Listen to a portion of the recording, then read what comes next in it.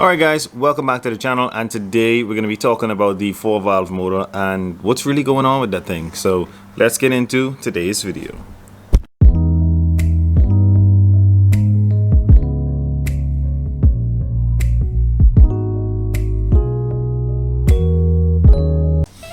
Alright, so pretty much there's not really much to talk about. This customs and duty and just waiting on car parts is freaking irritating when it comes to having a YouTube channel and wanting to put out videos very soon. So I think it was 2.5 weeks ago that I ordered my head gasket set, and I still haven't received it as yet. I don't think it's at any fault of the company that brought it in for me. It's actually the government's fault. They had some issue with their system, and it's making it very painful and very hard to get things out of their hands, or for them to clear it, or some foolishness like that. So the 4-valve swap, the motor is right behind me.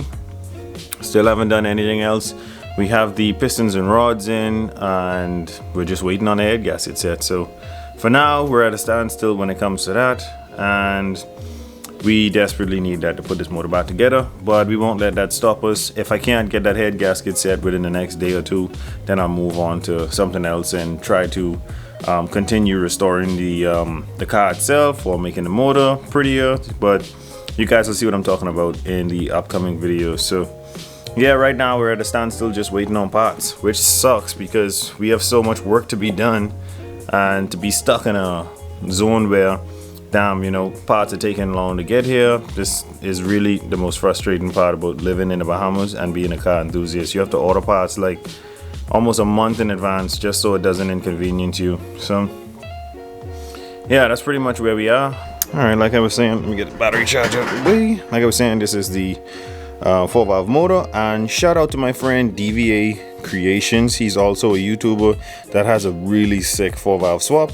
You guys really need to check out his channel. I'll either put the link up here or I'll put it down in the description. Might put it both places, but you guys really need to check out his channel and make sure to subscribe and tell him I sent you guys there. Make sure to like the videos.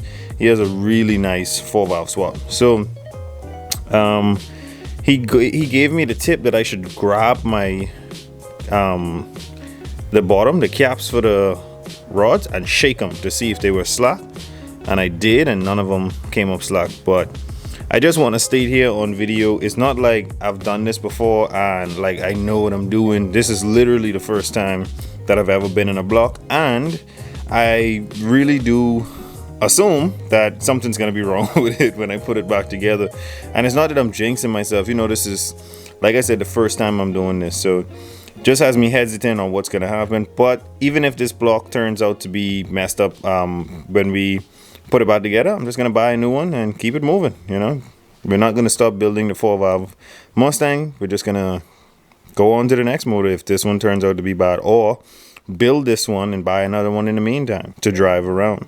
Like I said, waiting on parts, and that's the hardest thing to do. But the best thing to look forward to is we're going to be painting this motor, and I got the idea to paint it from actually watching Dva Creations. He painted his 4-valve motor, it came out really pretty. So I'm going to paint this one, put it back in. We're going to put it in an NA like I told you guys. We're going to get that gearbox. I think we have to change all the synchros in it.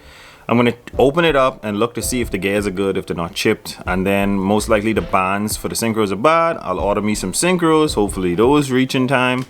And then once that box is rebuilt, or not rebuilt, but change the synchros, we slap that box back on, and hopefully we could speed shift through the gears after that.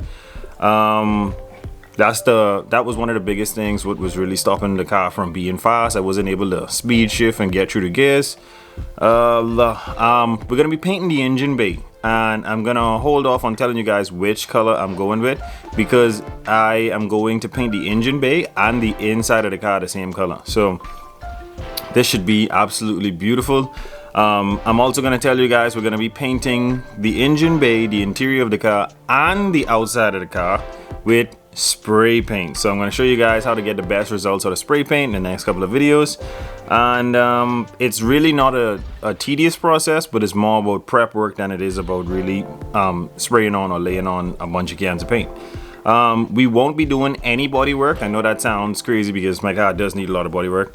I really don't care for that kind of stuff, and I know that's like almost like taboo. You're supposed to care about how pretty your car is. I really don't care about that kind of stuff. I just want the car one solid color, and I'm not going to be pulling any dents, anything like that. So we're going to tape off what needs to be taped off, spray what needs to be sprayed, and keep it moving. Get to more drifting videos, get to more builds, get to more everything really. I'm not really pushing to have one working car. I want a drifting car, I want a drag racing truck, I want another drift car out of the 350Z. So we have a lot of things that we're trying to get done here, and I would prefer all of them to be getting worked on the same time, if you know what I mean. Like 4-valve swap is running, the racing truck is running, the 350Z LS swap is running. So I want to have these things actually in my arsenal where I could make the channel more diverse. We can get the LS people watching, we can get the Ford 4-valve people watching, we can get the street racing people watching. So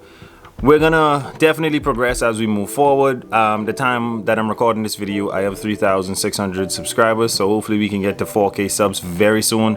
I'd really like it if you guys could share my videos with your friends who enjoy car stuff, with your father, your mother, whoever, your cousins. Just share these videos as much as possible, because we're going to be doing some really cool stuff. There's going to be some cool tips coming up in the next few videos as well that you can use on your own vehicle to make your builds much easier, much nicer. And it's pretty much all I have for you guys for today. So thank you guys so much for tuning in. Don't forget to like, share, and subscribe. Always remember, don't drift without your dreams, and I'll catch you guys on the next one.